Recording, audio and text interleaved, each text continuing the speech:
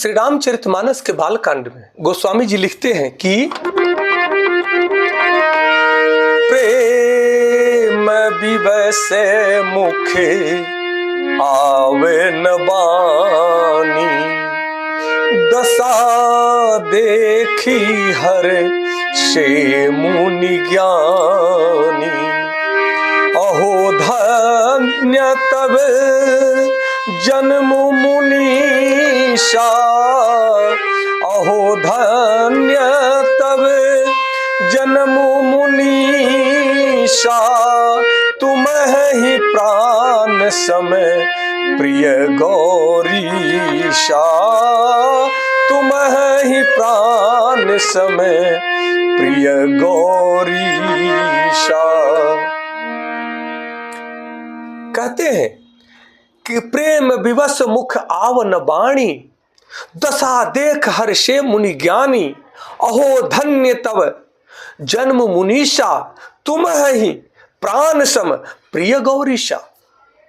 कहते हैं कि भारद्वाज मुनि प्रेम में मुग्ध हो गए और उनके मुख से वाणी नहीं निकलती है।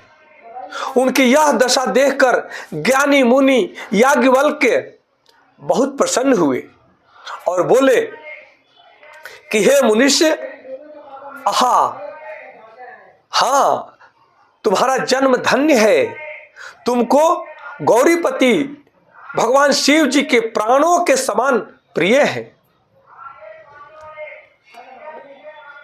कहते हैं याज्ञवल्क्य जी जब देखते हैं कि भारद्वाज मुनि के आंखों से आंसुओं की झड़ी लगी हुई है, हृदय आह्लादित हो रहा है, प्रेम में विह्वल हो रहे हैं, तब याज्ञवल्क्य जी कहते हैं कि तुम्हारा जीवन धन्य है मुनि। हे भारद्वाज मुनि, आपका जीवन धन्य है। आप प्रेम में इतना विह्वल हो रहे हैं, इतना डूब गए हैं। गौरीपति भगवान शिव तो आपको आपके प्राणों से भी प्यारे हैं, प्रिय हैं। यह भाव का भाव देख करके हम सबका हृदय गदगद हो रहा है। आप धन्य हैं, आप का जीवन धन्य हो गया। क्योंकि जो भक्त अपने आराध्य के कथा सुन करके, चरित्र चित्रण सुन करके वह स्वयं को भूल जाए और अपने आराध्य देव के चरित्रों में खो जाए, कथाओं में खो जाए, वह आराध्य देव के समान ही हो जाता है। आराध्य देव की कृपा उस पर असीम हो जाती है, उसके ऊपर आराध्य देव की कृपा बरसती है। तभी तो उस ऋषि मुनि या मनुष्य का जीवन धन्य हो जाता है, मोक्ष को प्राप्त करता है। कहते हैं कि जा पर कृपा राम की होई, ता पर कृपा करे सब कोई। जिस पर अपने इष्ट देव की, आराध्य देव की कृपा होती है, उस पर सब लोग कृपा करते हैं। बहुत ही अद्भुत कथा है। भगवान श्री रामचंद्र जी के आराध्य भगवान शिव हैं और भगवान शिव के आराध्य भगवान रामचंद्र जी हैं। सब एक ही तो है, अलग कहां है। इसलिए सनातन धर्म के सिद्धांत को समझना अति आवश्यक है कि परमात्मा शक्ति एक है, परंतु वह अनंत स्वरूपों में अपने आप को विभक्त किया है, अपने आप को प्रकट किया है। इस भाव को समझना है। कहते हैं सनातन धर्म में 33 कोटि देवी देवताओं की चर्चा आती है, तो यह कोई व्यर्थ नहीं है। 33 कोटि, कोटि का दो अर्थ होता है। कोटि का मतलब प्रकार भी होता है और कोटि का मतलब करोड़ भी होता है। तो दोनों प्रकार से अगर समझें तो कोई इसमें मिथ्या बात नहीं है।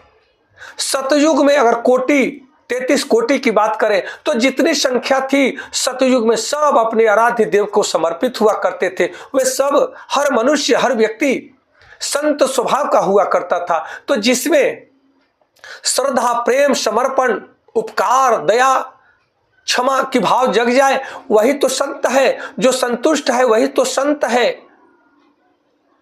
जो अपने आराध्य देव की इच्छा के अनुसार कर्म करता है वही तो संत है। तो वह देवता के स्वरूप हो जाता है। क्योंकि देवता कौन है? जो देता है वही देवता है। चाहे वो धन दे, दान दे, मान दे, सम्मान दे, ज्ञान दे, विज्ञान दे, यह देवता भाव का व्याख्यान है। देने वाला देवता होता है। जो आपको देता है, आपके माता पिता आपको ज्ञान देते हैं, आपका पोषण करते हैं, आपको अन्न देते हैं, वे देवता हैं। आपके भाई आपके देवता है, ये समाज के लोग आपके देवता है। तब यहां गलती कहां है? कोई कहता कितने देवी देवता को पूजे? सनातन धर्म में बहुत सारे देवी देवता हैं। मेरे भाई, एक साधे सब सधे और सब साधे सब जाए। एक इष्ट बना लो, एक इष्ट की आराधना करो, एक इष्ट की पूजा करो, एक इष्ट का ध्यान करो, एक इष्ट के सिद्धांत पर चलो, तब आपका जीवन संवर जाएगा। क्योंकि एकम सत्य विप्रा बहुधा वदन्ति। एक ही सत्य को, एक ही परमात्मा को विद्वत जनों ने, ज्ञानी जनों ने, गुरु जनों ने, ऋषि मुनि जनों ने, योगी जनों ने भिन्न भिन्न प्रकार से बताया है, भिन्न भिन्न प्रकार से समझाने का प्रयास किया है। उसको व्यर्थ में, अन्यत्र में न लीजिए, उसके भाव को समझेंगे तब आपका कल्याण होगा। अन्यथा भटकते रह जाएंगे, कुछ नहीं मिलने वाला। अपने आप में बैठे अवस्थित हो जाए और भगवान शिव के सिद्धांत को अपनाएं, माता पार्वती जी के सिद्धांत को अपनाएं। वही माता काली है, दुर्गा है, सरस्वती है, लक्ष्मी है, पार्वती है, सती है, वही सब है। वही भगवान विष्णु है, शंकर है, रामचंद्र जी है, कृष्णचंद्र जी है, अनेकों अवतार हुआ है। ये सभी विष्णु के अवतार हैं। इसलिए भटकना नहीं है, अपने जीवन को साधना बनाना है और साधना के साथ में हमें अपना जीवन जीना है। यही तो सत्य है, यही तो ज्ञान है। इस सत्य के अर्थ को समझना ही विद्वता है। आज इतना ही, कल पुनः मिलेंगे। आप सबको कोटि कोटि नमन। हर हर महादेव। जय माता पार्वती जी। जय श्री राम, जय श्री राम, जय